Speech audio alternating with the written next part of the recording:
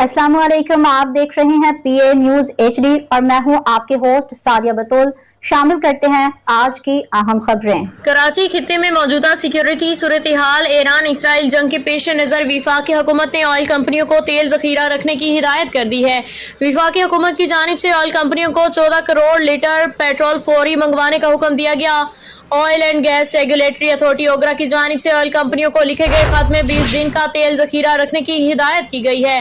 ओगरा ने हालिया इलाकाई सूरत हाल के सबब तमाम ऑयल मार्केटिंग कंपनियों को तेल का जखीरा यकीनी बनाने की हिदायत की। PSO हुक्काम के मुताबिक हुकूमती हिदायत के बाद PSO ने तकरीबन 7 करोड़ लीटर का हंगामी टेंडर जारी किया है।